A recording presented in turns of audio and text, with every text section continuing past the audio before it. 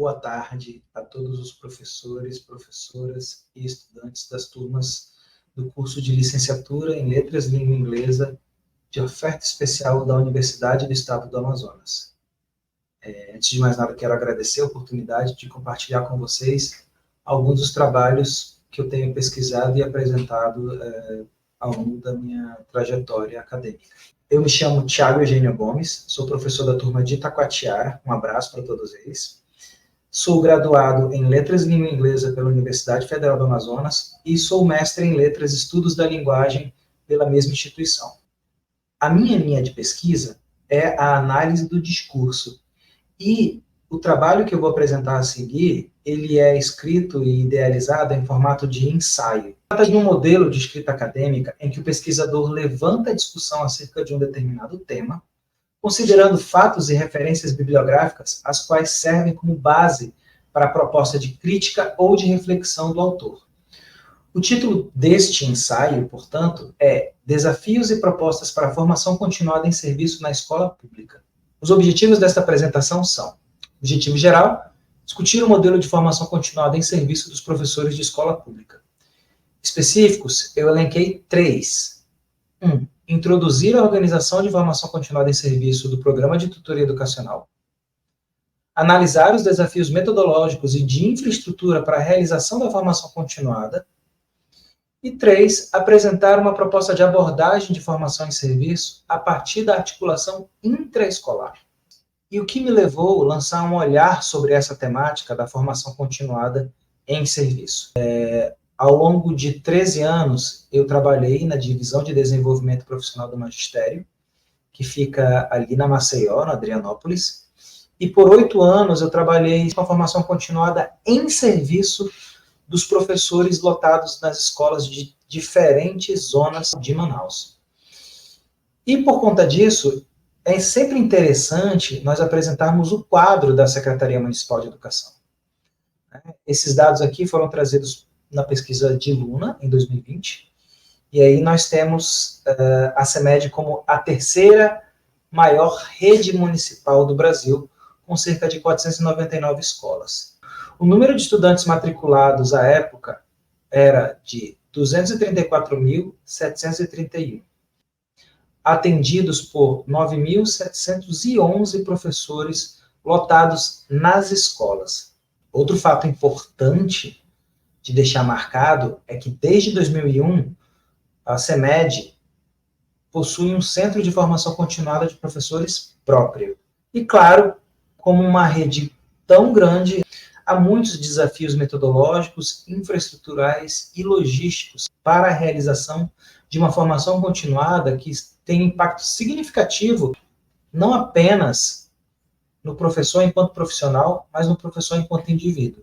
Como eu disse, durante 8 anos eu fui formador do Programa de Tutoria Educacional, e esse programa ele tem o objetivo de acompanhar os professores em estágio probatório da Secretaria, e o foco principal das atividades é a aprendizagem dos estudantes. Então, todas as ações são voltadas para que os estudantes aprendam mais e melhor. Em janeiro de 2020, nós tínhamos aproximadamente 2.033 professores em estágio probatório, que são aqueles professores que são recém-contratados por concurso público, né? A nossa equipe, até o ano passado, era de 26 formadores. É claro que esse número de formadores ele é insuficiente para atender o volume de profissionais em estágio probatório que existem na Secretaria. Isso fica claro quando nós olhamos os números de 2022. Né? Nós tivemos um quantitativo aí de 69 escolas atendidas e 126 professores que foram contemplados pelo Programa de Tutoria Educacional. Se considerarmos aquele número que eu apresentei, de 2.033 professores em estágio probatório, isso dá cerca de 5% do público. A gente vai perceber que a maior parte dos professores vão passar pelo estágio probatório, aqueles 3 anos iniciais de estágio probatório, sem terem sido acompanhados na formação continuada em serviço. Eu falei sobre desafios logísticos, e aqui eu quero apresentar uma das turmas, uma das professoras que eu atendi no ano de 2018, eu me deslocava da DDPM, que ficava no Adrianópolis, e ia até a Escola Agrícola Rainha dos Apóstolos, na BR-174. Olhando o Google, a gente percebe que era uma distância de 41,2 quilômetros em cerca de 45 minutos de viagem de carro. Eu fui um dos poucos formadores que utilizava veículo próprio para se deslocar até as escolas. A maior parte faz uso ou de transporte público ou de transporte por aplicativo, o que aumenta ainda mais o desafio se você pensar que a zona urbana de Manaus ela cresceu de maneira desordenada. Então, são muitos caminhos, muitos becos, muitas vielas que você precisa acessar até chegar em determinadas escolas. E as escolas que nós atendemos, a própria rede municipal, ela é muito capilarizada na periferia. Você não vai ver tantas escolas na Zona Sul, e sim nessas escolas da Zona Oeste e da Zona Leste mais afastadas. E eu fiz uma revisão bibliográfica com alguns autores que abordam a profissão do professor, né, a formação continuada, de uma maneira geral, e ainda a gestão democrática e a gestão pedagógica. Então, eu menciono aqui Paro, Oliveira, né, eu também vou discutir a relação teórica-prática como fundamento da formação de professores, que está lá em Bissoli. Vou trazer como base também o documento BNC Formação Continuada, que foi publicado em 2020. Né? Vou trazer aqui algumas considerações que Antônio Novoa faz acerca da profissão professor, certo? Vou discutir também o conceito dos cuidados de si e o conceito do panótico, por Foucault, além, claro, de trazer a abordagem de Adorno para a educação e a emancipação.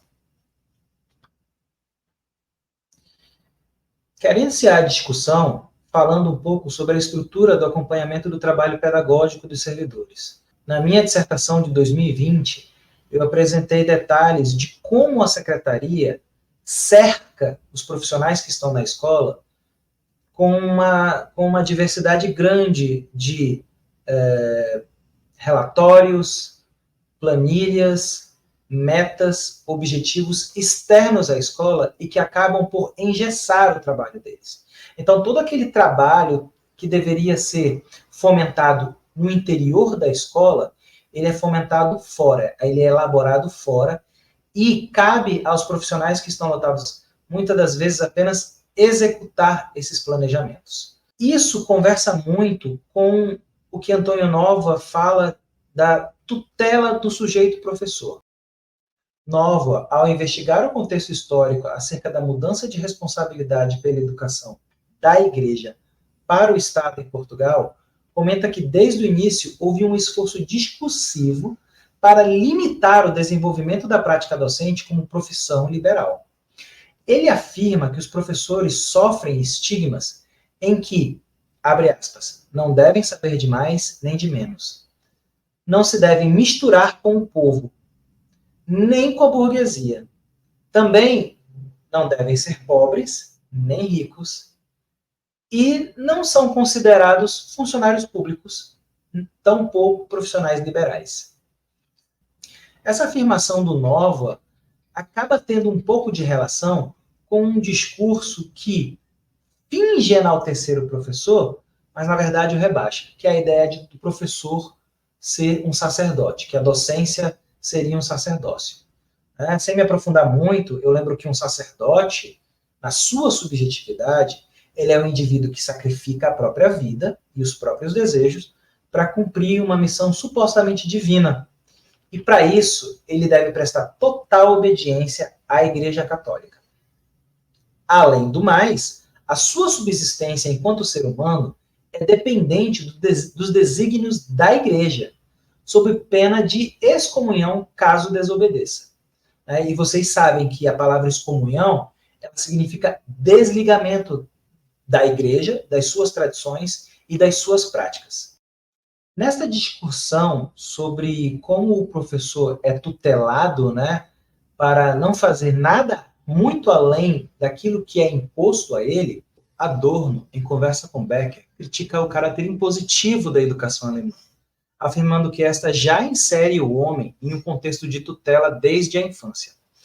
Avalia que na educação social ninguém age de acordo com as próprias determinações. No entanto, ele reflete que a emancipação não se relaciona obrigatoriamente a se opor às autoridades constituídas. Adorno segue idealizando que uma educação emancipatória prepara o homem de modo amplo e ilimitado do ponto de vista cultural para a contradição, para a resistência. E essa educação, ela não pode ser uma educação de caráter meramente técnico. Ela tem que ser uma educação que considere os altos níveis de complexidade do pensamento humano.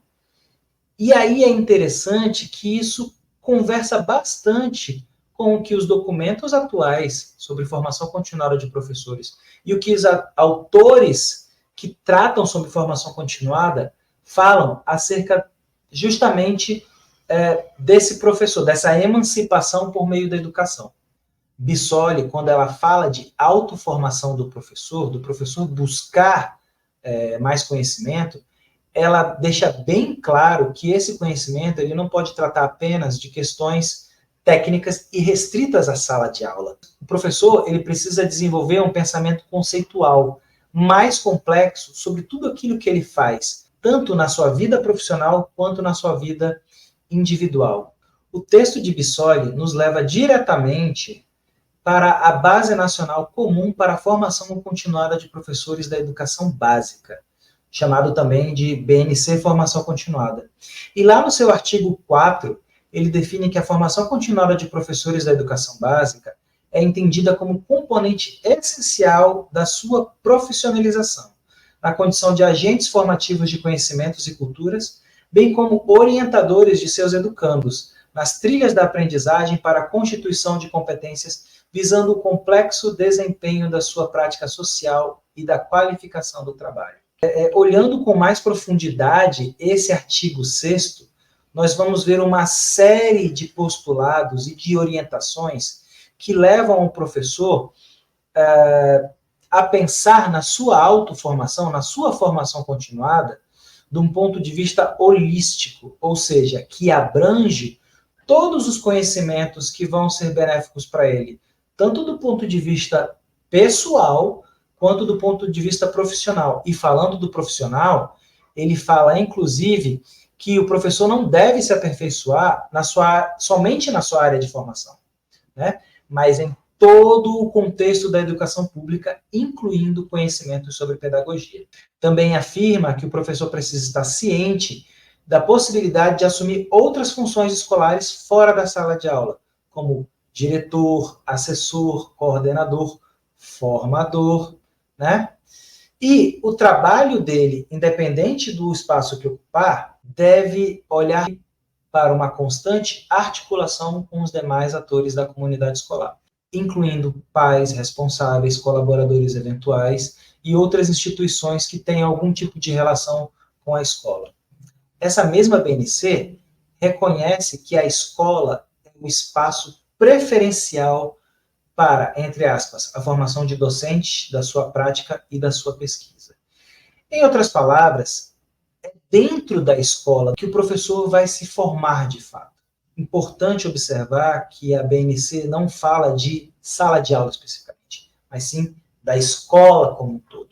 Todos os espaços, desde o portão de entrada, passando pela cozinha, pela área em que as crianças merendam, a sala dos professores, a biblioteca, a quadra, tudo que envolve a escola e o redor dela são espaços de formação continuada em serviço, segundo a BNC.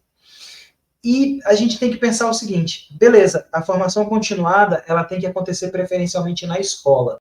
E quem dentro da escola tem esse papel de ser o ponto de referência para a formação continuada? Segundo o próprio regimento escolar da CEMED e também o resultado da pesquisa da Fundação Carlos Chagas, esse papel cabe ao pedagogo. Uma das atribuições do pedagogo, isso está em documentos norteadores para a educação, uma das atribuições dele é organizar o trabalho pedagógico dos professores fora de sala de aula, bem como fomentar e articular espaços e tempos para a formação continuada. Isso acaba entrando um pouco em conflito com a realidade, né? Então, eu falei lá no início que a estrutura da Secretaria Municipal, hoje em dia, ela não permite espaço para que esse pedagogo ele consiga, entre outras coisas, articular a formação continuada dos seus professores. E aí é mais uma função que é delegada a um espaço externo, no caso, a DDPM. Ao pedagogo acaba servindo muito o papel de fiscal. Ele é fiscal do trabalho do professor, se ele está preenchendo o diário, se ele está preenchendo relatórios, cumprindo com seus horários de aula, atendendo a todas as turmas, né, e não sobra espaço para ele fazer esse acompanhamento do professor do ponto de vista formativo, né, observação de sala de aula, discussões sobre temáticas pedagógicas que muitas das vezes os professores, nas suas graduações, não têm oportunidade de conhecer. Eu falo por mim, eu tenho certeza que os meus colegas professores de inglês que estão à frente das turmas nos demais municípios também tiveram esse impacto inicial de atuar em escola pública sem ter uma base pedagógica consistente. Então, muito da organização escolar nós fomos aprendendo na marra, né? E quem poderia nos apoiar diante disso, além dos colegas, claro, seria o pedagogo com ações de formação continuada em serviço. Bissoli, ela fala que a natureza do trabalho do professor é não material, né? É um produto que não se separa do ato de produção.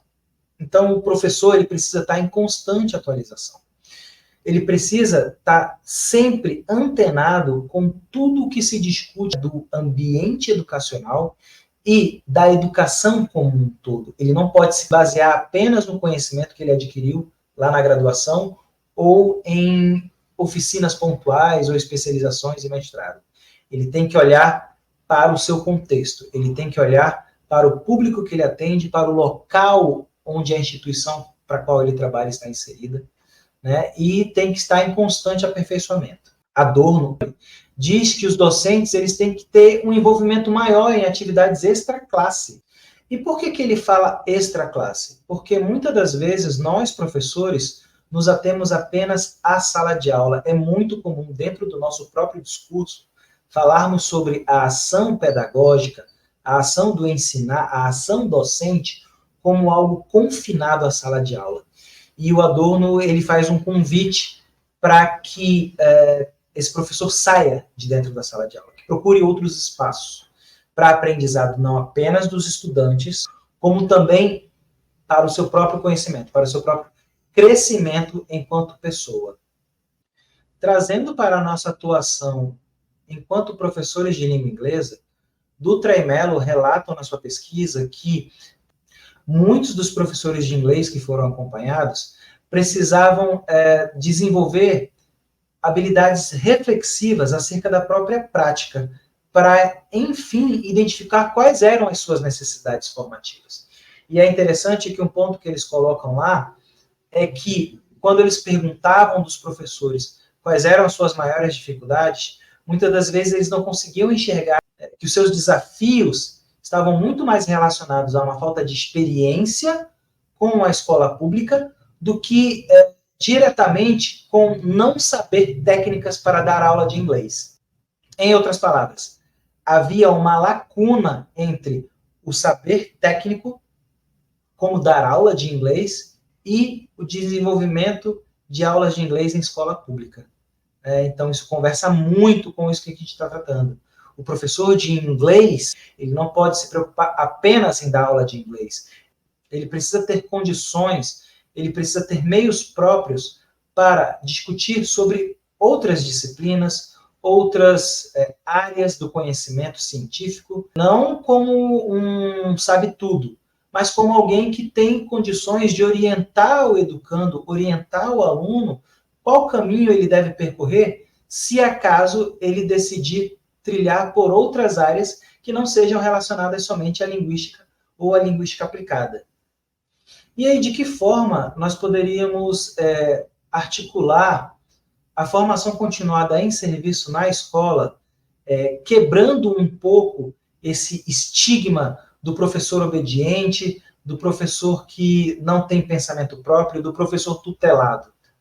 Acredito que uma conversa entre as unidades de ensino e a divisão de desenvolvimento profissional do magistério é necessário para o estabelecimento de parâmetros metodológicos para a formação continuada dos professores na escola e a partir da escola. Não é que cada escola vai decidir de que forma vai desenvolver as tarefas do professor. Precisa haver um diálogo que possa associar as metas e expectativas das políticas públicas para a educação local com as reais necessidades formativas dos professores de uma unidade escolar, considerando o seu contexto, os seus estudantes, as suas dificuldades. É necessário que haja uma organização institucional que garanta ao pedagogo meios para ações de formação continuada da unidade escolar onde está lotado.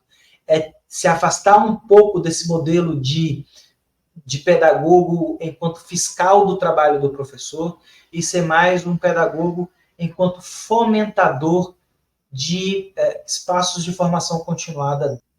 Algo que é essencial para o desenvolvimento dessas atividades de formação e serviço na escola é considerar e apoiar as práticas, a rotina e as especificidades das escolas na elaboração de projetos de formação continuada em serviço, privilegiando o desenvolvimento integral do docente, bem como a aprendizagem dos estudantes. Não é uma ideia que surgiu da minha mente. Isso é o que está preconizado na Base Nacional de Formação Continuada de Professores. Sem isso, nós vamos continuar tendo formações muito específicas que levam muito mais em consideração desejos, objetivos e metas externas à escola e que não garantem ao professor um aprendizado integral.